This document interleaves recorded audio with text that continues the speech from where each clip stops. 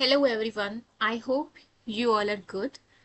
जैसा कि पिछले वीडियो में हमने आपके साथ कुछ चीट कोड डिस्कस किया था, है ना। और मैंने बोला था कि वो सारे चीट कोड हम आपको पैसेज में अप्लाई करके दिखाएंगे।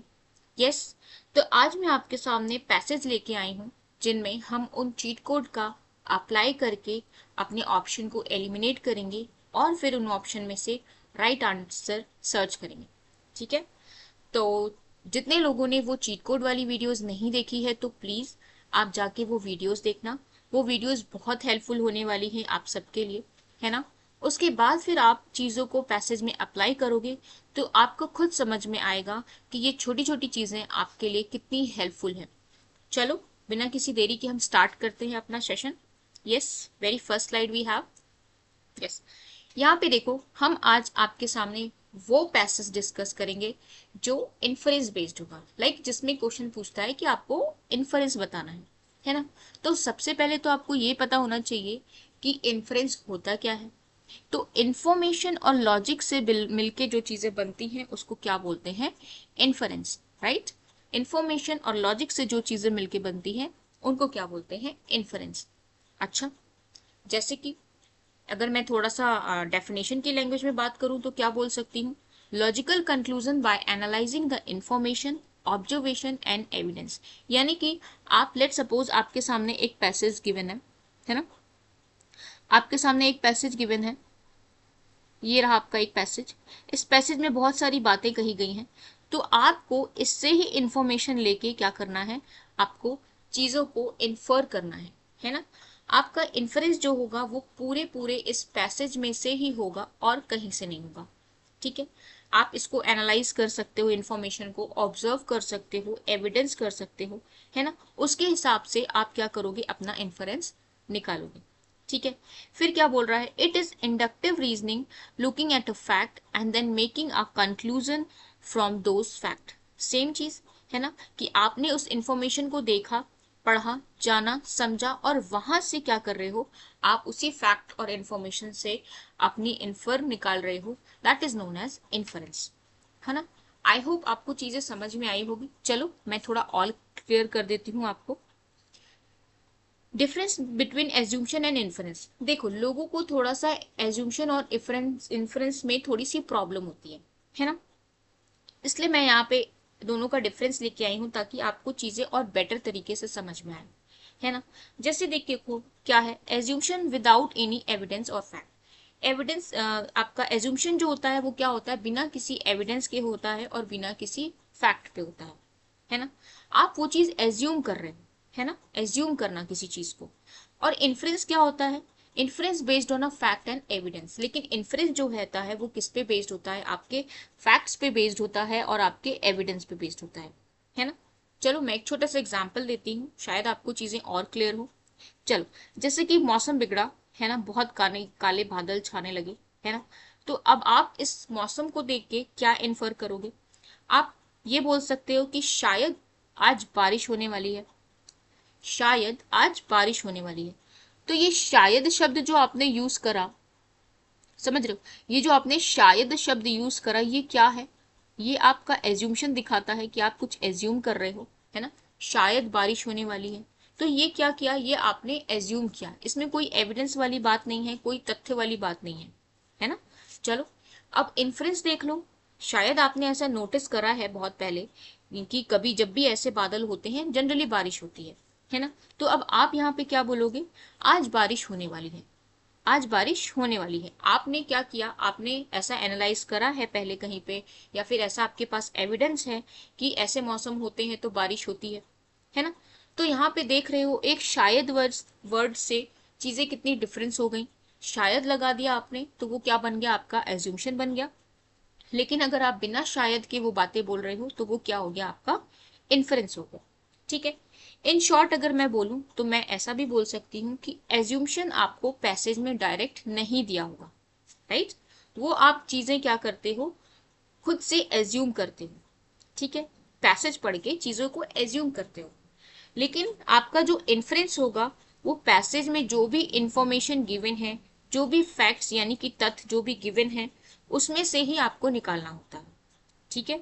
आई होप अब आपको एज्यूम्शन और इन्फरेंस में कोई प्रॉब्लम नहीं होगी। ठीक है, चलो अब हम इन चीजों को अपने पैसेज में अप्लाई करके देखते हैं। यस, ये रहा हमारा पैसेज 1।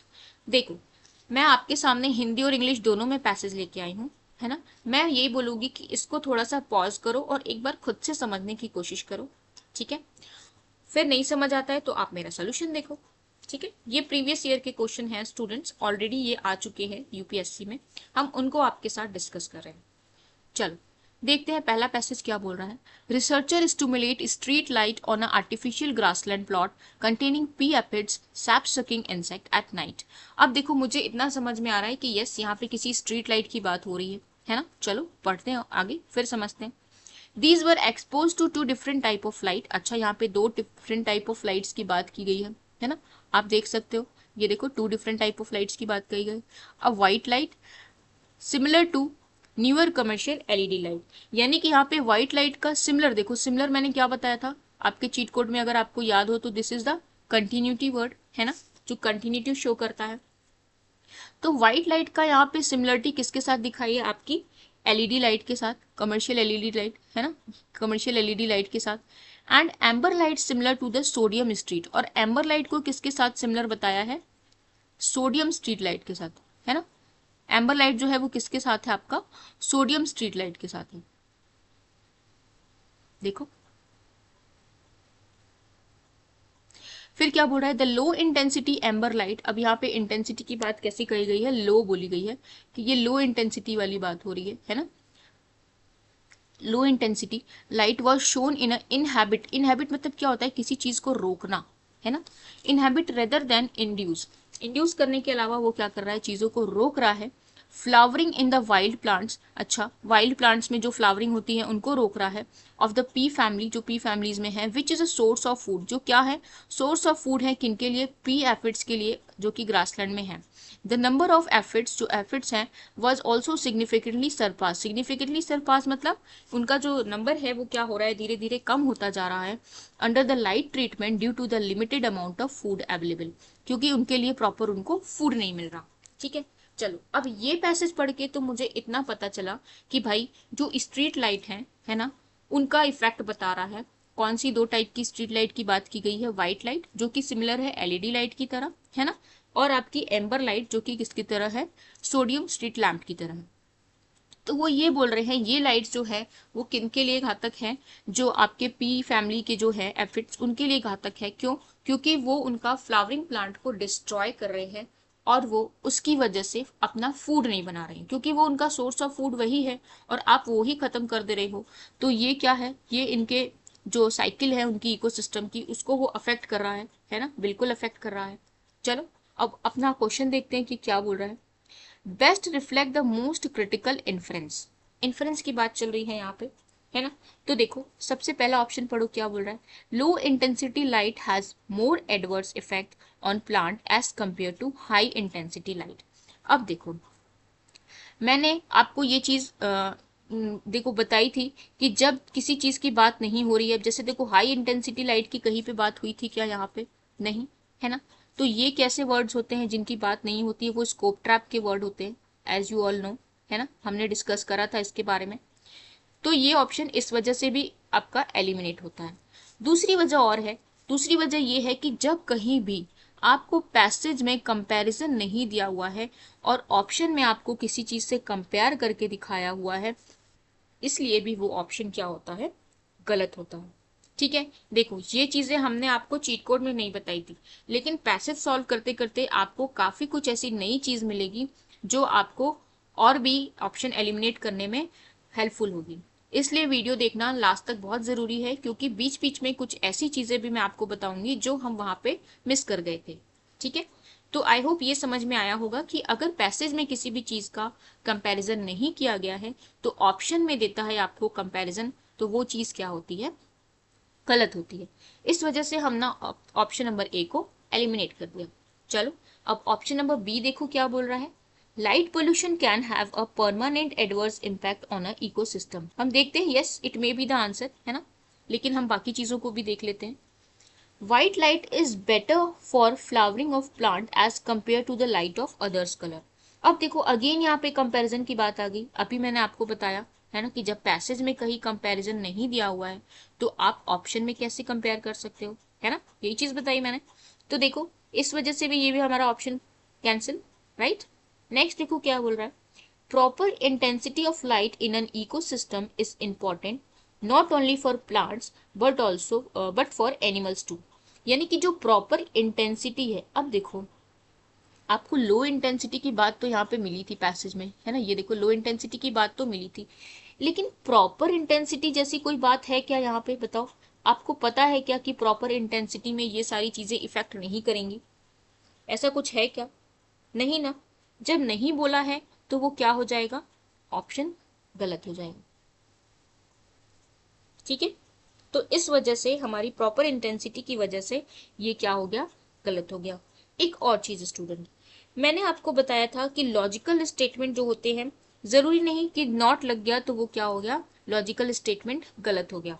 यहाँ पे क्या है देखो, लॉजिकल स्टेटमेंट में नॉट तो लगा हुआ है लेकिन साथ ही साथ बात कैसी हो रही है, पॉजिटिव हो रही है, ठीक है। तो आपको ये ध्यान रखना है कि कभी कभी लॉजिकल स्टेटमेंट में नॉट लगा भी होता है तो बातें पॉजिटिव वे में भी होती हैं, जरूरी नहीं कि वो हमेशा निगेटिव ही हो, ठीक है। चलो आई होप आपको ये पैसेज समझ आया होगा कि हमने इसको क्यों कैंसिल करा। अब देखो जो बी हमारा राइट आंसर हो रहा था उसको देख लो, light pollution can have a permanent adverse effect on an ecosystem. Yes, यहाँ पे लाइट पोल्यूशन की ही तो बात हो रही थी, है ना, लाइट के ही एडवर्स इफेक्ट पड़ रहे हैं जो कि प्लांट्स का फूड को डिस्ट्रॉय कर रहे हैं, है ना, तो वो उनके इकोसिस्टम को अफेक्ट कर रहे हैं, बिल्कुल। तो ये एक परमानेंट इफेक्ट डालेगा उन पे, धीरे धीरे क्या होगा, उनकी जो नंबर ऑफ, आपने देखा भी था यहाँ पे देखो लिखा था ना, number of aphids was significantly surpassed, है ना, तो वो धीरे धीरे कम होते जा रहे हैं। तो यस, ये बिल्कुल आपका इकोसिस्टम पे इफेक्ट डालेगा, इसलिए हमारा ऑप्शन बी जो है यहाँ पे राइट होता है ना। आई होप आपको समझ आया होगा चीजें। देखो अब कैसे हमने अपने छोटे छोटे स्कोप ट्रैप जैसे वर्ड्स को और जो भी हमने चीट कोड में सीखा था, कंपैरिजन जो भी मैंने बताया आपको, इन सारी चीज से हमने कैसे अपने ऑप्शन को एलिमिनेट करा और फिर हमें समझ में आया कि हमारा राइट ऑप्शन क्या है, ठीक है। अगर आप ऑप्शन को एलिमिनेट करना सीख गए तो आप इजिली पता कर सकते हो कि आपका राइट आंसर क्या है। आई होप यहाँ तक आपको चीजें समझ में आई होंगी। फिर भी अगर कोई भी डाउट है तो आप कमेंट सेक्शन में हमसे क्वेश्चन पूछ सकते हैं, ठीक है, I will be reply there. चलो नेक्स्ट देखते हैं। यस, नेक्स्ट है हमारे साथ कंप्यूटर, हिंदी वाले यहाँ पे भी देख सकते हैं, है ना, इंग्लिश वाले यहाँ पे देख लेना, ठीक है। चलो, computer increasingly deal not just with the abstract data like credit cards detail and database but also with the real world of physical object and vulnerable human bodies. देखो ये तो मुझे पता चल गया कि भाई यहाँ पे कंप्यूटर की बात हो रही है और वो ये बोल रहा है कि आज की डेट में कंप्यूटर जो है सिर्फ एक डाटा से ही डील नहीं कर रहा like credit cards database, but कि वो कैसे हो गए हैं, real world of physical objects and vulnerable human bodies भी हो चुके हैं, ठीक है। लाइक कंप्यूटर जो है वो सिर्फ एक डब्बे तक ही सीमित नहीं रह गया है, आजकल हमको कंप्यूटर हर जगह दिख रहा है। जैसे कि आगे पढ़ के देख लेते हैं, इसमें लिया हुआ है modern car is a computer on a wheel. Yes, जो हमारी कार्स हैं उनको हम कंप्यूटर ऑन अ व्हील भी बोल सकते हैं। एरोप्लेन जो है वो कंप्यूटर ऑन अ विंग्स है ना, क्योंकि सारी चीजें सारे टेक्निक्स वहां पे भी हैं अगर आप देखो तो। The arrival of the Internet of Things will see computer baked into everything from road signs, MRI scanner to prosthesis insulin pump. There is a little evidence that these gadgets will be any more trustworthy than their desktop counterpart. Hackers have already proved that they can take a remote control of internet, है ना, they can take a remote control of internet connected cars and pacemakers। देखो मतलब अब मैं ये यही बताना चाह रहा है कि धीरे धीरे कंप्यूटर क्या है वो हमारी डेली लाइफ में भी आता जा रहा है, चाहे वो आप कैसे देखो, रोड के साइंस देखो, है ना, रोड पे जो साइन होते हैं आपके वो भी कंप्यूटर से ही ऑपरेट होने लगे हैं आजकल, है ना, एमआरआई स्कैनर देखो। तो ये सारे जितने भी गैजेट्स हैं वो क्या है, आपके कंप्यूटर से ऑपरेट होने वाले हो गए हैं, है ना। लेकिन हैकर्स के लिए भी उतना ही ये अभी भी है कि हैकर्स चाहे तो वो कुछ भी हैक कर सकते हैं, है ना, उनके लिए इतना ट्रस्ट नहीं है, लाइक इतना टफ नहीं है कि वो क्या करें, कि ऐसा नहीं कि व्हील ऑन जो आपकी कार है उसको हैक नहीं कर सकते, है ना, या फिर आपके एमआरआई सिस्टम को हैक नहीं कर सकते। या फिर रोड साइंस को हैक नहीं कर सकते, दे कैन हैक अभी भी, है ना, वो अभी भी हैक कर सकते हैं। तो देखो, इस पूरे पैसेज को पढ़ के अगर मुझे कुछ इन्फर निकालना है तो मैं क्या निकालूंगी कि भाई यहाँ पे ऐसी बात हो रही है कि कंप्यूटर, यस कंप्यूटर का रोल तो काफी अच्छा है आज की हमारी डेट में, लेकिन कहीं ना कहीं उसका क्या है, दुष्प्रभाव भी है ना, हैकर्स के बीच में दुष्प्रभाव भी है। ऐसा नहीं है कि इतनी सारी लाइक मशीन इतने सारे ऑपरेट्स होने लगे हैं उसके बाद भी हैकर्स को कहीं प्रॉब्लम हो रही है कंप्यूटर को हैक करने में, नहीं, they can hack it easily, है ना। तो यहाँ पे क्या हो रही है कि कंप्यूटर ने क्या किया, चीज़ों को धीरे धीरे अडॉप्ट कर लिया, चाहे वो हमारा एमआरआई सिस्टम हो या फिर आपका रोड साइंस सिस्टम हो या फिर कहीं भी हो, हर जगह धीरे धीरे कंप्यूटर क्या कर रहा है, अपनी आप को ग्रो करता जा रहा है। साथ ही साथ उसकी साथ जुड़ी हुई जितनी भी दुष्प्रभाव हैं, हैकर्स जैसे हुआ, फ्रॉड हुआ, वो सारी चीज भी बढ़ती जा रही है ना, ऐसा बोल रहा है। चलो ऑप्शन में देख रहे हैं क्या बोल रहा है, द मोस्ट क्रिटिकल इन्फ्रेंस। ठीक है भाई, पहला पढ़ो, computer are not completely safe. Yes, ऐसा हो सकता है क्योंकि हमारा इन्फर था कंप्यूटर जो है जितना यूजफुल है उतना खतरनाक भी है ना, हैकर्स के बीच में उतना ही फ्रॉड्स भी हो रहे हैं। Yes, it can be the answer. चलो देख लेते हैं नेक्स्ट क्या है, companies producing the software do not talk cyber security seriously, do not take cyber security seriously। अब देखो यहाँ पे कहीं भी अगर आपने पूरा पैसेज पढ़ा तो आपको कहीं पे दिखा कि कंपनीज जो हैं वो सॉफ्टवेयर ऐसा बनाएं कि क्या करें, हमारा साइबर सिक्योरिटी को सीरियसली तरीके से लें, है ना। कहीं पे ऐसी बातें हो रही थी कंपनीज की या फिर किसी सॉफ्टवेयर की, है ना, कि साइबर सिक्योरिटी की बात कहीं हो रही थी, यहाँ पे नहीं हो रही थी, इसलिए ये क्या हो गया, हमारा रॉन्ग हो गया। ठीक है, अब देखो ये जो आपका कंपनीज हो गया और ये जो आपका सॉफ्टवेयर हो गया, ये सब क्या है, आपका स्कोप ट्रैप का ही पार्ट है, पैसेज में जिनके बारे में बात नहीं हुई बट आपको ऑप्शन में दे के रखा है, that is a scope trap. ठीक है, आई होप समझ आया। Stringent data security law are needed. अब देखो अगेन यहाँ पे किसी सिक्योरिटी लॉ की तो बात ही नहीं हुई थी, है ना, ऐसा कहीं पे पैसेज में बोला है कि हमको ऐसे लॉ बनाने चाहिए जो इन चीजों को रोक सके, हैकर्स को जो कंट्रोल कर सके, ऐसा कहीं पे बोला था, बिल्कुल नहीं बोला था, इसलिए भी ये हमारा क्या हो गया, रॉन्ग हो गया।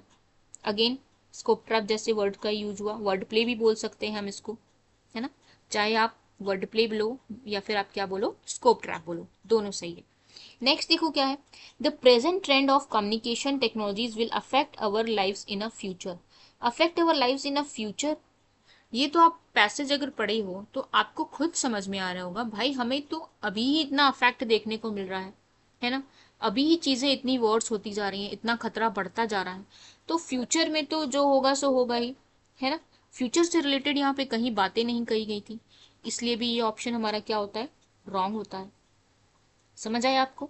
अब देखो, अब इसको पढ़ो, तो बचा हमारा option number A, companies are not completely safe. Yes, ये हमने इन्फर करा था ही, इसलिए हमारा ऑप्शन नंबर ए जो होता है वो राइट आंसर होता है। आई होप यहाँ पे आपको समझ में आया होगा कि आपको चीज़ों को कैसे एलिमिनेट करना है। ठीक है, चलो नेक्स्ट चलते हैं। यस, ये देख सकते हो ये पैसेज थोड़ा बड़ा था, तो मैंने क्या किया है, यहाँ पे इंग्लिश में ले लिया है और यहाँ पे हिंदी में भी है। ठीक है, तो जितने भी हिंदी वाले हैं वो उसको पॉज करके हिंदी में सॉल्व करना, और जितने भी इंग्लिश वाले हैं वो उसको पॉज करके इंग्लिश में सॉल्व करना। एक चीज़ मैं बता दूं, काफ़ी सारे क्वेश्चंस के मटेरियल आपको टेलीग्राम चैनल पे भी मिलते हैं, तो आप हमारे टेलीग्राम चैनल पे भी जुड़ सकते हो। टेलीग्राम चैनल की लिंक आपको डिस्क्रिप्शन बॉक्स में मिल जाएगी। ठीक है, चलो अब हम इस पैसेज को सॉल्व करते हैं, क्या बोल रहा है। ये पर्ल्स की वैरायटी है, द पर्ल्स वैरायटी कौन सी है, वैरायटी पूषा अरहर 16। ठीक है, has the potential to be grown in the paddy growing region of Punjab, Haryana and Uttar Pradesh and eventually in all of the India। यानी कि यहाँ पे किसकी बात हो रही है, पल्स की एक वैरायटी है पूसा अरहर 16 जिसका नाम है, उसकी बात हो रही है कि वो क्या है, उसकी पोटेंशियल है कि वो कहाँ पे पैडी ग्रो होती है, रीजन कौन सा है, पंजाब, हरियाणा, उत्तर प्रदेश और भी इंडिया के ऐसे स्टेट्स हैं जहाँ पे ये पूषा अरहर की दाल उगाई जाती है। It's yard 2000 kilogram per hectare, है ना, इसकी जो यार्ड है, इसकी जो लाइक प्रोडक्टिविटी है वो कितनी है, 2000 kilogram per hectare, will be significantly greater than those of the existing variety. अब देखो, those of the existing varieties and because of its size will be uniform. ठीक है, देखो हमने पिछले पैसेज में डिस्कस करा था कि अगर पैसेज में कंपैरिजन नहीं दिया हुआ है तो आपको ऑप्शन में कंपैरिजन को कंसिडर नहीं करना है, राइट। लेकिन यहाँ पे क्या है कि यहाँ पे पैसेज में कंपैरिजन किया है, किससे? पूसा अरहर 16 से और जो अदर वैरायटीज़ हैं उससे। तो अगर ऑप्शन में आपको कंपैरिजन जैसी चीज़ें मिलेंगी तो हम उसको कंसिडर करेंगे। देखो, ये कुछ ऐसे पॉइंट्स हैं जो मैंने आपको चीट कोड्स में नहीं बताए थे, है ना।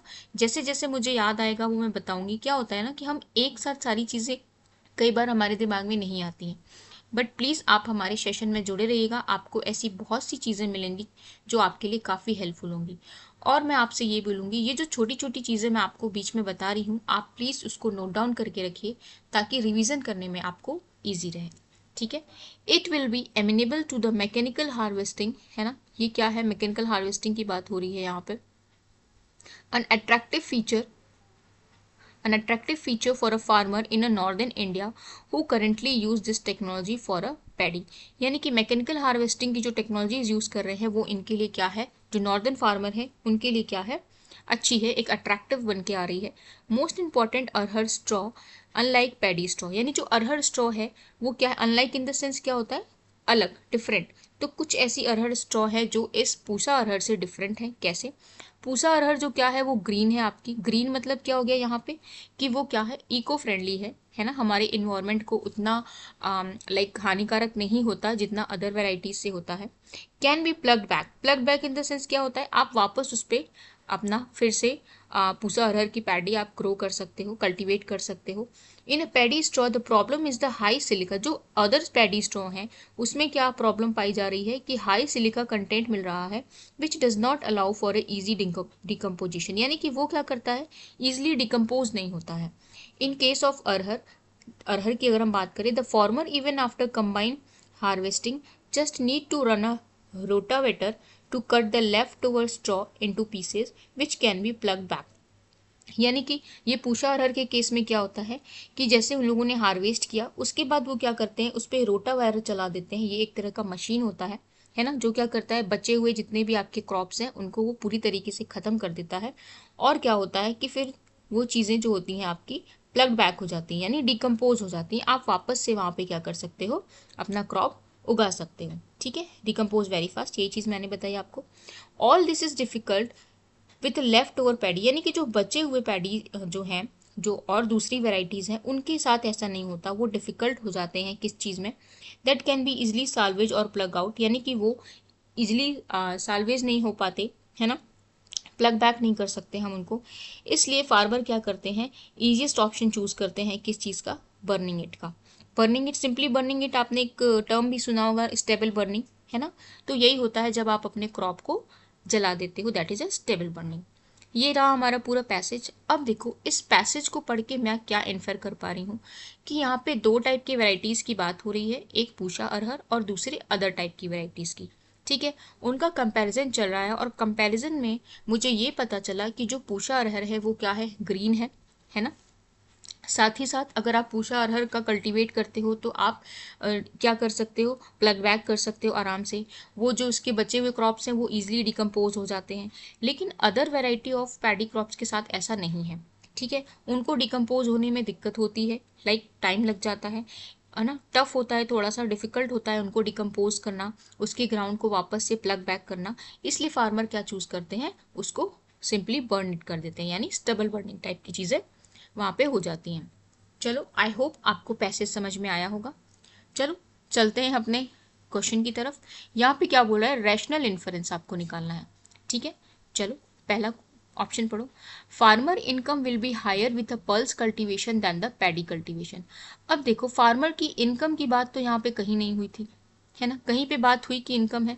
देखो यहाँ पे प्रोडक्टिविटी की तो बात हुई कि 2000 किलोग्राम पर हेक्टेयर है, लेकिन यहाँ पे उससे फार्मर से इनकम से रिलेटेड कहीं पे बात हुई नहीं हुई ना, तो इसलिए ये ऑप्शन हमारा कैंसिल, है ना। अब यहाँ पे फार्मर इनकम जो है, देखो एक वर्ड से आपको पता चल गया क्या कि ये ऑप्शन हमारा एलिमिनेट हो जाएगा, ठीक है। चलो सेकेंड देखो, pulse cultivation causes less pollution as compare to paddy cultivation. Yes, ऐसा हमने देखा है ना, it may be the answer, है ना। चलो देखते हैं, हमने देखा है कि लेस कल्टीवेशन होगा यहाँ पे लेस पोल्यूशन होगा यहाँ पे, है ना।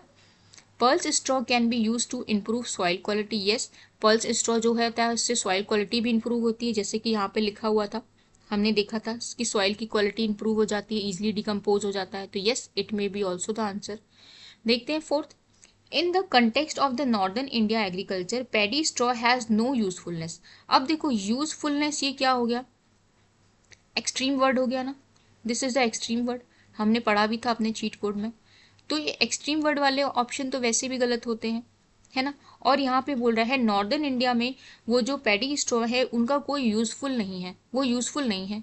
तो आप कैसे डिसाइड कर सकते हो कि वो यूज़फुल है या नहीं है, ऐसा पैसेज में तो कहीं नहीं लिखा था, है ना। आप खुद से तो डिसाइड कर नहीं सकते, और पैसेज में जब कोई बात नहीं बोली है इससे रिलेटेड तो ये क्या हो जाएगा, गलत हो जाएगा। फिफ्थ देख लो, mechanical agriculture is the main cause of stubble burning. देखो mechanical agriculture is the main cause तो नहीं बोला था कि यस जो स्टबल बर्निंग होती है वो सिर्फ और सिर्फ मैकेनिकल एग्रीकल्चर से ही होती है, यहाँ पे और भी कारण हो सकते हैं, है ना। ऐसा कहीं क्लियरली मेंशन नहीं था कि this is the main cause of the stubble burning, है ना। इसलिए ये ऑप्शन भी हमारा गलत हो गया। इट मीन्स हमारा ऑप्शन राइट कौन सा होता है, 2 और 3। तो 2 और 3 देख लो किसमें है, ऑप्शन नंबर सी में है। Yes, this is the our right answer. I hope आप सभी को समझ आया होगा। चलते हैं नेक्स्ट पैसेज पे। यस, देखो पैसेज पढ़ते हैं। Our cities are extremely vulnerable to climate change because of a large concentration of population and a poor infrastructure. अब देखो मैंने आपको बताया था बिकॉज ऑफ, है ना, तो ये वर्ड लग गया तो ये क्या करता है, कॉजेलिटी शो करता है, यानी इसकी वजह से। तो क्लाइमेट चेंज हो रहा है, इसका मेन कॉज किसको बताया गया है, बिकॉज ऑफ, यानी कारण क्या है, large concentration of population and poor infrastructure. More over again ये क्या है, कंटिन्यूटी वर्ड है, हमने डिस्कस करा था, है ना। Population density are increasing in them, but we have not yet developed the system to address the climate change impact. यानी population तो बढ़ रही है लेकिन हमने क्या किया, climate change को जो भी impact हो रहा है उसको address अभी तक नहीं किया। Our cities contribute to the 65% of the GDP, but there are not enough facilities to cater to the need of the people. यानी हमारी जो सिटीज़ हैं वो इस चीज़ पे कितना 65% तक जीडीपी का दे रही हैं, कंट्रीब्यूट कर रही हैं, लेकिन फिर भी हमें एक इनफ सोल्यूशन नहीं मिल रहा है इस चीज़ को कोप अप करने का, ठीक है। It is important to address the issue of air quality, इसलिए ये बहुत ही ज़रूरी है कि हम एयर क्वालिटी के इशू को एड्रेस करें, ट्रांसपोर्ट रिलेटेड इशू को एड्रेस करें, है ना। That are vital to identifying sustainable solution, जो क्या ज़रूरी है, एक सस्टेनेबल सोल्यूशन निकालने के लिए ज़रूरी है, ठीक है।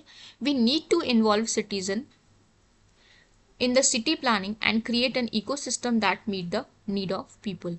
यानी हमको क्या ज़रूरत है, हमको लोगों को इन्वॉल्व करने की ज़रूरत है, हमारे सिटीज़न को इन्वॉल्व करने की ज़रूरत है कि वो इसमें इन्वॉल्व हैं और एक अच्छा सोल्यूशन निकालने में क्या करें, हेल्पफुल साबित हो, ठीक है। चलो अब क्या है, most logical and rational inference निकालना है आपको, ठीक है। चलो पैसेज अपना ऑप्शन पढ़ते हैं। पैसेज पढ़ के क्या इन्फर हो रहा है, देखो कि सिटीज़ की कंडीशन जो है वो क्या हो रही है, वर्नरेबल होती जा रही है और ख़राब होती जा रही है ना। क्यों ख़राब होती जा रही है, क्योंकि पोल्यूशन बढ़ रहा है, पॉपुलेशन बढ़ रहा है, इंफ्रास्ट्रक्चर हमारा ख़राब हो रहा है, पुअर इंफ्रास्ट्रक्चर, है ना। तो ये सारा रीज़न है इस चीज़ को बढ़ने के लिए। हम पैसे तो दे रहे हैं, हम कंट्रीब्यूशन तो दे रहे हैं, लेकिन हम क्या एक प्रॉपर स्टेप नहीं ले पा रहे हैं कि हम क्लाइमेट चेंज को कंट्रोल कर सकें, है ना। और हमें ज़रूरत है कि हम अपने सिटीज़न को इस चीज़ में इन्वॉल्व करें, है ना, उनको अवेयर करें कि हमारे वो इकोसिस्टम को बचाने में हमारी हेल्प कर सकें, ठीक है। चलो पढ़ते हैं। ऑप्शन ए देखिए, our cities need to have a well defined administrative setup with a sufficient autonomy। sufficient autonomy, देखो अब ये autonomy क्या है, ऑटोनॉमी जैसी तो कहीं बात ही नहीं हुई थी, है ना। और एक वेल डिफाइंड एडमिनिस्ट्रेटिव सेटअप, ऐसा तो कहीं नहीं बोला था कि हमको एक एडमिनिस्ट्रेटिव सेटअप करना पड़ेगा इसके लिए तभी हम डील कर सकते हैं, ऐसी बातें कहीं भी पैसेज में बोली गई थी, बिल्कुल नहीं बोली गई थी, इसलिए हमारा ये ऑप्शन गलत, ठीक है। चलो नेक्स्ट देखते हैं। Ever increasing population densities is a hindrance in our effort to achieve the sustainable development. Hindrance मतलब क्या होता है, किसी चीज़ को रोकना, ठीक है। तो जो ये पॉपुलेशन जो हमारी बढ़ती जा रही है ये क्या हमारे एफर्ट को रोक रही है डेवलप करने से किसी चीज़ को। अब देखो एफर्ट की बात हुई है, आप खुद देखो यहाँ पे हमने किसी टाइप का अफर्ट डाला है क्या? कहीं पे भी पैसेज में लिखा है कि हम ये अफर्ट कर रहे हैं? नहीं ना। तो जब नहीं लिखा है तो ये ऑप्शन भी गलत, राइट? सी देखो, to maintain and develop our cities we need to adopt sustainable related intervention. Yes, it may be the answer, है ना। चलो इसको मैं एक्सप्लेन करती हूँ अभी। नेक्स्ट देख लेते हैं, पब्लिक प्राइवेट पार्टनरशिप। अब देखो ये फर्स्ट आपका जो ये जो बात बोल रहा है public private partnership. Public private partnership क्या होता है कि जब कोई प्राइवेट कंपनी और कोई गवर्नमेंट मिल के काम करती है, that is a public private, है ना। आप जीएस में भी पढ़ते होगे ये चीजें। तो public private partnership mode of the development is the viable long term solution for the infrastructure and sustainability problem of India. देखो यहाँ पे पब्लिक प्राइवेट पार्टनरशिप की तो बात ही नहीं हुई थी, यहाँ पे क्या बात हो रही थी कि हमको सिटीजन को इन्वॉल्व करना होगा किस चीज़ में, एक प्रॉपर प्लानिंग में, है ना, कि वो क्या कर सके, इकोसिस्टम को बचाने में हेल्प कर सके, है ना। तो हमको सिटीजन की ज़रूरत है, हमको पब्लिक प्राइवेट पार्टनरशिप की कोई ज़रूरत नहीं थी पैसेज के अकॉर्डिंग। तो ये भी रॉन्ग हो जाएगा हमारा। यस, सी हमारा आंसर बन रहा था। चलो देख लेते हैं सी में क्यों आंसर बन रहा था। To maintain and develop our cities we need to adopt sustainability related intervention. Yes, चीज़ों को मेंटेन करने के लिए, हमारे सिटीज़ में जितनी भी चीज़ें हो रही हैं उसको और अच्छे से डेवलप करने के लिए, है ना, हमें एक सस्टेनेबल रिलेटेड इंटरवेंशन की ज़रूरत है, यानी एक प्रॉपर प्लानिंग की ज़रूरत है ना। इसलिए हमारा ऑप्शन नंबर सी जो है वो राइट आंसर होता है। आई होप आप सभी को यहाँ तक सारी चीज़ें समझ में आई होंगी, ठीक है। फिर भी अगर कुछ नहीं समझ में आता है तो आप प्लीज़ कमेंट करिएगा, मैं वहाँ पे आपके साथ जुड़ी रहूँगी आपके सारे क्वेश्चंस का आंसर देने के लिए, ठीक है। चलो मिलते हैं अपनी नेक्स्ट वीडियो में, ठीक है। Okay, bye bye, take care all.